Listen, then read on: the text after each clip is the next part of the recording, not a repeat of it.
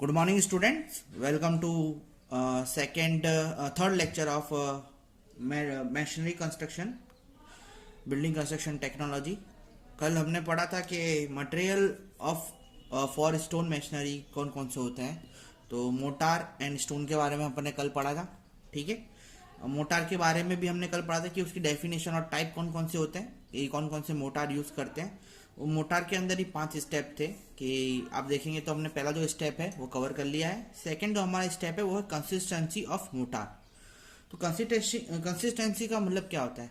तो quantity of water जो हम मिक्स करने वाले हैं हमारे मटेरियल के अंदर या मोटार के अंदर, उससे हमको हमारी एक वर्किंग कंसिस्टेंसी मिलेगी।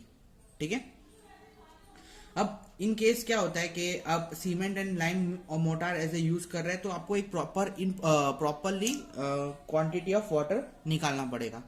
तो वो किस तरीके से निकलेगा? तो उसके यहाँ पर आपको एक फॉर्मूला डिस्प्ले हो रहा होगा।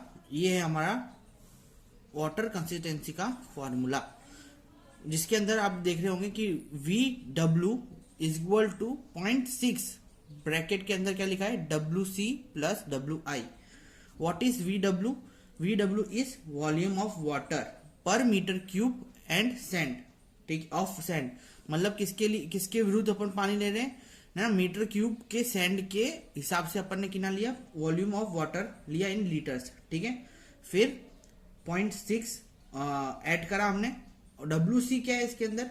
WC is add amount of cement. ठीक है, पर मीटर क्यूब, वो भी हम किसके हिसाब से ले रहे हैं, हम सेंड के हिसाब से लेंगे। ठीक है ना। और फिर added of water add of lime per metre cube with of sand, मतलब जितना सेंड है उसका पर मीटर क्यूब अपन क्या ले रहे हैं,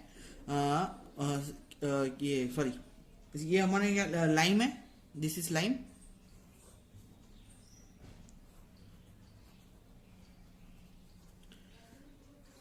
दिस इज सीमेंट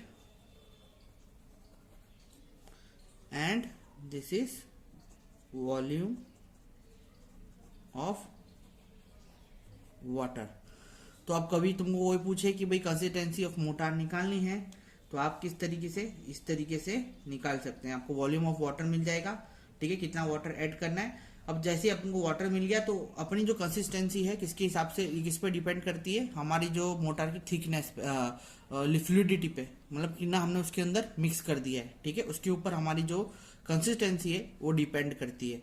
अब वो जो हमारी कंसिस्टेंसी उस पर डिपेंड करती है, इसका मतलब क्या है, हमको उसके हिसाब से स्ट्रेंथ, मतलब मेरे को कितनी स्ट्रेंथ चाहिए मेरे मशीनरी पे लगाने के लिए, मुझे कितनी स्ट्रेंथ चाहिए वो हमको पहले डिसाइड करना पड़ेगा। ठीक है, हम किस चीज़ के लिए हम जो मोटार है यूज़ कर रहे हैं, जैसे कंपाउंड वॉल है, फिर क्या बोलते हैं पैरापेट वॉल है, तो ये सारी जो वॉल्स होती हैं इस पर आप नॉर्मल कम स्ट्रेंथ वाला मोटार भी यूज़ कर सकते हैं। पर आप जहाँ पे आपको लोड डालना है, जहाँ जो आपकी मशीनरी लोड सहन करने वाली है, वहाँ पे आप कोई भी ऐसा वैसा मोटार यूज़ नहीं कर सकते। ठीक है, फिर सीमेंट मोटार। अब सीमेंट मोटार हम कब यूज़ करते हैं, जब हमको क्या चाहिए होती है, हमको स्ट्रेंथ चाहिए होती है।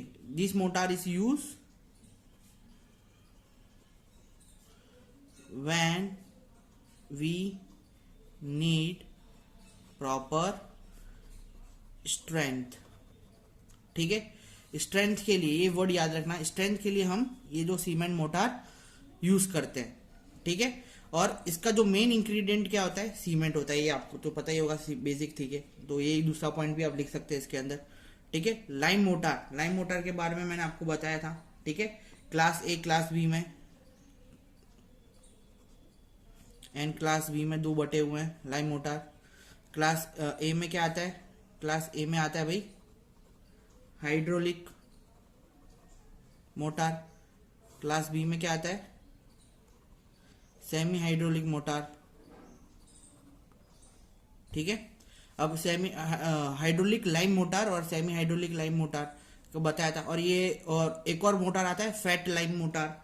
ठीक है, वो अपन किससे एडिशनली यूज करते हैं पोज़ोलाना सीमेंट के अंदर। एसेंशियली अगर मेरे को पोज़ोलाना की स्ट्रेंथ बढ़ानी है तो मैं उसको क्लास सी वाले को यूज करूंगा। और ये सारी जो क्लास है वो किससे डिफाइन करी गई है, IS कोड 712/1973। क्लियर है? इस तरीके से जो हमारी स्ट्रेंथ है इसकी डिफाइन करी गई है। लास्ट में जो आता है हमारा लाइम सीमेंट मोटार, इसको अपन क्या बोल सकते हैं, कंपोजिट मोटार बोलते हैं, और भी क्या बोलते हैं, गेज मोटार भी बोलते हैं इसे। और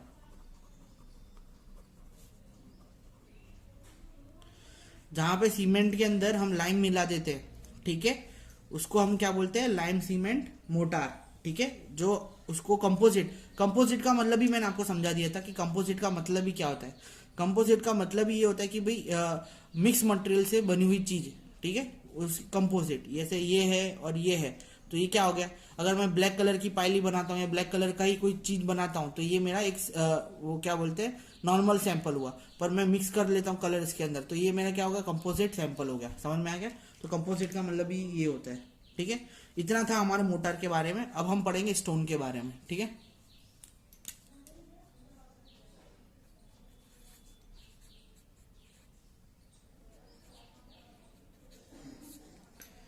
तो भाई स्टोन्स भी एक बहुत महत्वपूर्ण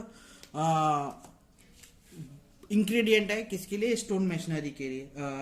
स्टोन पहले के जमाने में अगर आप देखेंगे तो ब्रिक मशीनरी नहीं था, प्रॉपर स्टैंडर्ड टाइप के मोल्ड नहीं होते थे, तो हम क्या करते थे, जो हम पहले के आप देखें हमारे पूर्वज क्या करते थे कि जो भी हमको अपने मेहनत से तोड़ते थे हील्स को, और उसके अंदर से जितना भी सामान निकलता था उससे ही अनइवन शेप के हमको क्या मिलते थे, स्टोन मिलते थे, और इससे ही हम मोटार बनाते थे। तो स्टोन के बारे में मैं ये बताना चाह रहा था आपको कि भाई स्टोन जो है आपको डायरेक्टली कहाँ से मिलेंगे, एक हार्ड एंड रॉक है, वहां से आपको तोड़ के लाने पड़ेंगे, ठीक है। अब किस तरीके के स्टोन ड्यूरेबल रहते हैं, तो मैशनरी के जो स्टोन रहते हैं वो हमको किस तरीके के स्टोन हमें लाने चाहिए। तो एक तो ड्यूरेबल स्टोन, टफ होने चाहिए, वेदर रेजिस्टेंस होने चाहिए, ठीक है, कैविटीज उसके अंदर नहीं होनी चाहिए, कहीं से क्रैक नहीं होना चाहिए। तो इस तरीके के स्टोन हमको स्टोन मैशनरी के लिए लाने चाहिए। जैसे कि मैंने बताया कि लार्ज मैसिव रॉक होता है, वहां से हम स्टोन तोड़ते हैं और फिर वहां से लेके आते हैं ज्यादातर। सेकेंड आप देखेंगे कि स्टोन के नीचे मैंने तीन कैटेगरीज लिख दी है, ठीक है। तीन तरीके की कैटेगरीज में हमारा जो स्टोन है वो डिवाइडेड है। तो यहाँ पे आप देख सकते हैं कि सबसे पहले मैंने लिखा इग्निशियस रॉक किसको बोलते हैं, तो जो रॉक हीट से उत्पन्न होती है, ठीक है, किससे उत्पन्न होती है, हीट की एजेंसी जिसके अंदर रहती है उसको अपन क्या बोलते हैं, उसको बोलते हैं अपन इग्निशियस रॉक। जैसे बहुत सारी रॉक्स हैं मार्केट में, जैसे एक आपको बहुत फेमस आपने सुना होगा वो रॉक का नाम ग्रेनाइट करके रॉक है ना। तो इसकी जो एजेंसी रहती है वो कैसी रहती है, एजेंसी रहती है वो हीट की एजेंसी रहती है, समझ में, एजेंसी ऑफ हीट, उसको अपन क्या बोलेंगे, इग्निशियस रॉक, ठीक है। इग्निशियस रॉक हीट की तासीर रखता है, ठीक है। सेडिमेंटरी रॉक किसकी तासीर रखता है, तो एजेंसी ऑफ वाटर। आप देखते होंगे कि पानी के अंदर बहुत स्मूथ राउंडेड सैंड मिलती है अपन को, लाइम मिलता है वहां से, ठीक है। वो कैसे मिलता है कि पानी के बहाव से एक जगह से दूसरी जगह पर जो सैंड है उसको बहा के लेके आते हैं वो लोग, या कोई रॉक पे से पानी निकल रहा है तो तोड़ के वो पानी का जो इम्पैक्ट है उसको तोड़ के थोड़ा फाइन सैंड में कन्वर्ट करके एक उसके तट पे आपको क्या मिलेगी, सैंड देखने के लिए मिलेगी, या आपको ऐसे रॉक देखने के लिए, स्मूथ रॉक देखने के लिए मिलेगी, ठीक है। अब ये जो मेटामॉर्फिक है रॉक, वो मेटामॉर्फिक रॉक है दोनों तरीके की तासीर रखती है, वाटर की भी हीट की। पर ये जो मेटामॉर्फिक रॉक है वो किससे उत्पन्न होती है, तो वो प्रेशर और उससे उत्पन्न होती है। जैसे कि आपको लेयर्स में उत्पन्न होती है, जैसे कि मैंने ये यहाँ पे पहले एक कोई सैंड है गिरा, वो रॉक में कन्वर्ट हो गया, फिर उसके ऊपर एक और लेयर गई सैंड की, ठीक है, फिर उसके ऊपर एक और लेयर गई, ठीक है। अब ये पूरा बन के एक रॉक बन गया, देख सकते होगे आप, ठीक है। तो अब ये अलग क्वालिटी की सैंड मिली अपन को, ये अलग क्वालिटी की सैंड मिली और ये अलग क्वालिटी की सैंड मिली, ठीक है। तो ये जो रॉक है वो किससे उत्पन्न हुआ, तो बाय प्रेशर से, ठीक है। प्रेशर से हमारा ये जो रॉक है वो बना है, फॉर्मेशन ऑफ ये जो रॉक है वो किससे हुआ है, वो प्रेशर से हुआ है, तो इसको अपन क्या बोलेंगे, ये जो तासीर है इसको अपन क्या बोलेंगे, हीट और प्रेशर से जो रॉक उत्पन्न होता है उसको अपन बोलेंगे मेटामॉर्फिक रॉक। ठीक है, समझ में आया, उसको अपन क्या बोलेंगे, मेटामॉर्फिक रॉक। ठीक है, जो ओरिजिनल जो सैंड, जैसे समझो कि ये मेरा इग्निशियस है, ठीक है, अब इसके ऊपर पानी जा जाके ये सेडामेंटरी रॉक इसके ऊपर आ गए, फिर वापस इग्निशियस रॉक इसके ऊपर आ गए, तो मतलब क्या हुआ, ये मल्टी लेयर्स में हमारा ये जो रॉक है वो बना है। अगर आप काटोगे भी तो आपको क्लियरली देखने के लिए भी मिल जाएगा, आप यूट्यूब पे जाके देखते हैं ना तो आपको देखने के लिए मिल जाएगा कि मेटामॉर्फिक रॉक होता है, उस पर आपको क्लियरली लेयर्स दिखती हैं सैंड की। तो अलग अलग क्वालिटी की सैंड्स हैं, वो एक दूसरे के ऊपर जा जाके और प्रेशराइज और हीट के कारण वो रॉक बन गए, और फिर हम उसको एज अ स्टोन यूज करेंगे। ठीक है, इसका फाइन एग्जांपल अगर मैं आपको दिखाऊं तो मार्बल्स आर मेटामॉर्फिक रॉक। ठीक है, इसके ऊपर आप कार्विंग कर सकते हैं, है ना। फिर जैसे कि ये इग्निशियस रॉक है, वो आपको कहाँ पे यूज कर सकते हैं, जहाँ पे आपको लोड और इन सब से डील करना है, इंजीनियरिंग वर्क से डील करना है, वहाँ पे आप इग्निशियस रॉक को यूज कर सकते हैं। सेडामेंटरी रॉक भी आप इंटीरियर के लिए यूज कर सकते हैं। स्मूथ सरफेस वाले आपको स्टोन्स मिलेंगे, तो आप उसको दिखाने के लिए भी यूज कर सकते हैं। सैंड स्टोन्स आपको वहां से मिलेंगे, लाइम स्टोन्स भी आपको सेडिमेंटरी रॉक से मिलेंगे। ठीक है, तो इन 3 भाग में हमारा जो स्टोन है वो डिवाइडेड है। नाउ जो हमारा नेक्स्ट टॉपिक है वो है क्लासिफिकेशन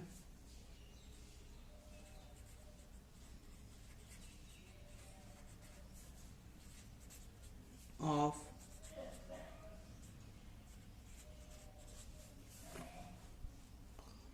स्टोन मैशनरी। ठीक है, जीटीयू में एक बार पूछा गया है, पर जो इसके क्लासिफिकेशन है वो बार बार पूछे गए। तो 2 तरीके की क्लासिफिकेशन है इसके। सबसे पहला जो क्लासिफिकेशन करते हैं अपन वो है रब्बल मैशनरी, और दूसरा है एशलर मैशनरी। तो 2 तरीके की क्लासिफिकेशन है, एक तो है रब्बल मैशनरी और दूसरा है एशलर मैशनरी। अब what is rubble machinery? Rubble machinery यानी जो हमको बेड मिलेगा, हमको जो स्टोन्स मिलेंगे वो अनइवन स्टोन्स होंगे। ठीक है, अनइवन जिसका कोई अच्छी तरीके से शेप नहीं होगा, रफ स्टोन्स होंगे। ठीक है, इरेगुलर शेप के होंगे, उनका कोई अच्छी तरीके से विड्थ डिसाइड नहीं होगा, that is known as rubble masonry. What is ashlar masonry? यानी आपको यहाँ पे इवन स्टोन्स मिलेंगे। ठीक है, इवन स्टोन्स मिलेंगे, 25 to 30 सेंटीमीटर के एक प्रॉपर स्टोन्स मिलेंगे। उसके अंदर आपको कंस्ट्रक्शन मतलब आपको एक प्लेन बेड मिलेगा, उसके ऊपर आपको प्लेन सरफेस मिलेगा जिसके ऊपर आपको काम करने का रहेगा। वहीं पे आपको रबल में कोई इस तरीके का सरफेस नहीं रहेगा, पर आपको अनइवन स्टोन्स को ही लाके कर देना, बिठा देना होगा, और उसके अंदर मोटार से उसको चौटा देना रहेगा। ठीक है, अब इसके अंदर ही 3 पार्ट है, स्टोन मैशनरी के अंदर भी 3 पार्ट है। तो वो 3 पार्ट है, मैं आपको बताता हूँ। पहला जो रब्बल मैशनरी है,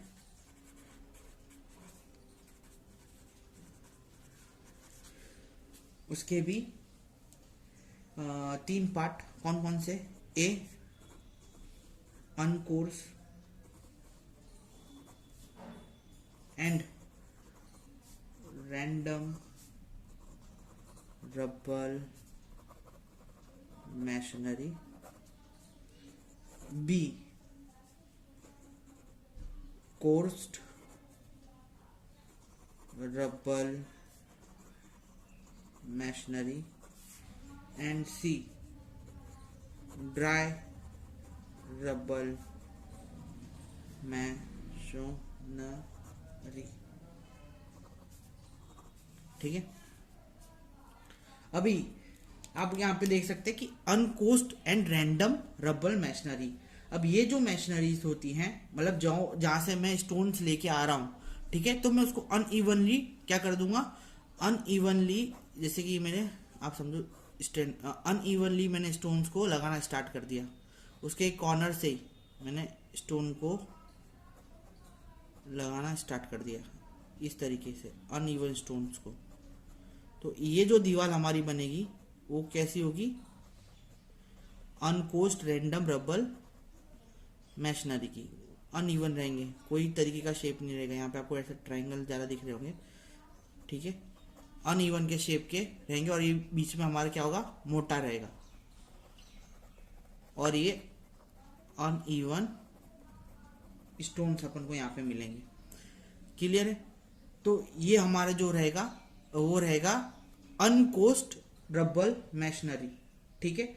एक और है, इसके अंदर एक और क्लासिफिकेशन आता है रबल मैशनरी के अंदर, रैंडम रबल मैशनरी, जिसके अंदर आपको रैंडम रबल मैशनरी के अंदर ये इसका third classification, random rubble machinery.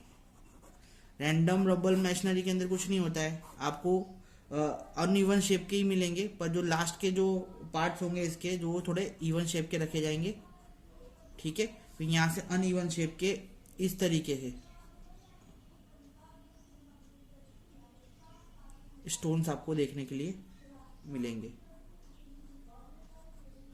मतलब थोड़ा प्रॉपर स्टोन, मतलब कॉर्नर से इनका जो शेप रहेगा वो थोड़ा प्रॉपर रहेगा, ठीक है। इस तरीके से ये रैंडम रबल मैशनरी बनी जाएगी, ठीक है। अनकोस्ट रैंडम रबल मैशनरी क्या है, this is the poorest and roughest type of stone machinery, ठीक है। Poorest and roughest type of stone machinery है जो हम इसको जो यूज करते हैं, ठीक है।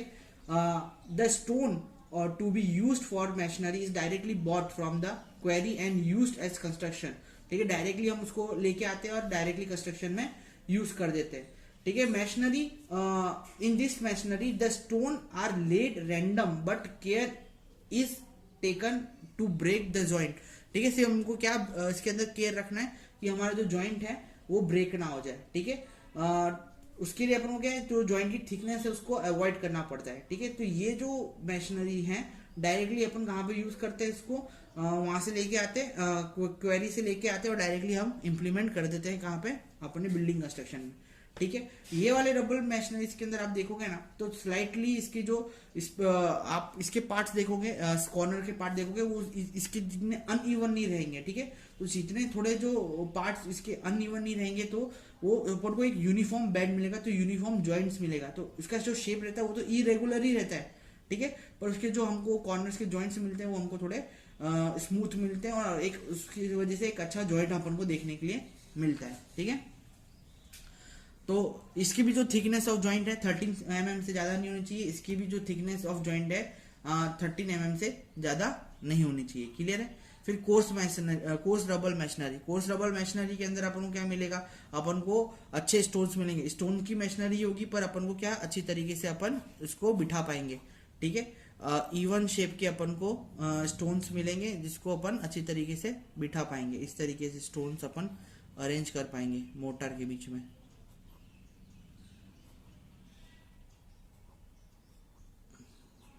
मतलब मेरे को क्या मिल रहा है यहाँ पे, इवन सरफेस मिल रही है, ठीक है। इवन सरफेस मिली, इवन बेड मिल रहा है, ठीक है। जिसके जो जॉइंट्स है मैं अच्छी तरीके से जॉइंट कर पाऊंगा। क्लियर। फिर मैं आता हूँ ड्राई रबल मैशनरी पे। ड्राई रबल मैशनरी यानी कुछ नहीं होता है, इसके अंदर आप मोटार यूज नहीं करेंगे, ठीक है। ये नॉन बेयरिंग वॉल्स के लिए अपन बनाते हैं। तो मोटार मैशनरी में जैसे कि ये स्टोन्स है, ठीक है, उसको मैं ऐसी तरीके से अरेंज कर दूंगा जिससे ये वाला जो पार्ट है वो स्लाइडली नीचे ना आ पाए, है ना। आपने बहुत जगह पे देखा होगा, कहीं पे छोटा बांध बांधना हो तो वहां पे भी अपन ये रबल मैशनरी यूज करते हैं। तो ये था हमारा रबल मैशनरी के बारे में। एस्लरी मैशनरी के बारे में मैंने बताया। एस्लरी मैशनरी के भी 5 टाइप अलग अलग से हैं, लिख देता हूं मैं यहीं पे।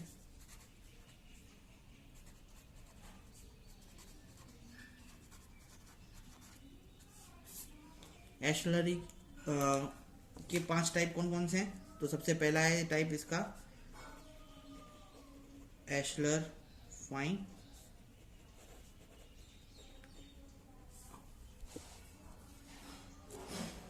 एशलर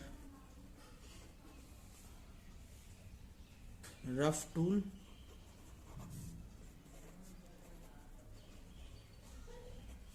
एशलर रॉक, रस्टिक और क्वेरी फेस्ट,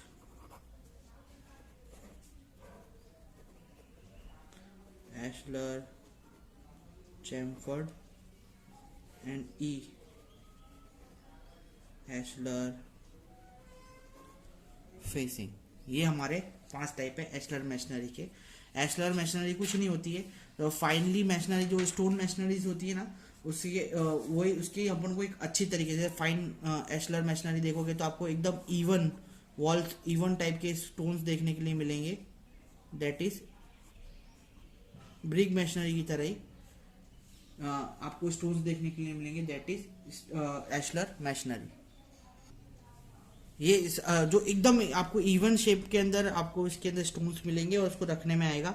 इसकी जो विथ है, ठीक है, मतलब उसकी जो लेंथ है और उसकी विथ है, मतलब ये डबल नहीं होगी कभी भी, आपको इवन शेप में देखने के लिए मिलेगी। इन सब की मैं आपको ना एक रियल इमेज दिखा देता हूँ, तो आपको इन सारे मैशनरीज के बारे में अंदाज आ जाएगा कि हम अगर रियल वर्ल्ड में ये सारी मैशनरीज देखेंगे ना, तो हमको थोड़ा एक अच्छा अंदाज आएगा। जैसे सबसे पहले जो मैशनरी मैंने पढ़ाई थी आपको, अनकोर्स मैशनरी पढ़ाई थी ना, तो अनकोर्स मैशनरी किस तरीके से दिखती है मैं आपको दिखा रहा हूं।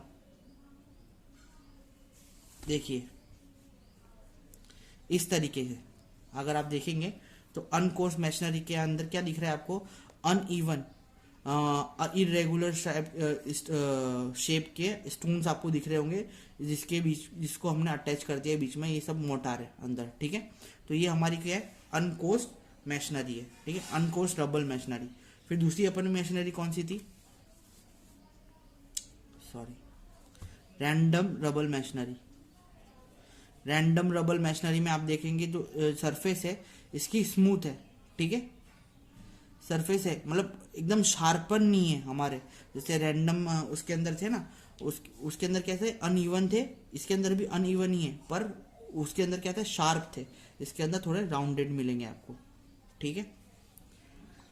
तीसरी मैशनरी अपन ने कौन सी पढ़ी थी, course rubble masonry. Course rubble masonry ऐसी होती है, देखो इस तरीके से होती है कोर्स रबल मैशनरी। अच्छी इवन में आपको स्क्वायर साइज में आपको क्या मिलेंगे, स्टोन्स मिलेंगे, उसको हम उसमें लगाने के लिए आएगा। क्लियर है।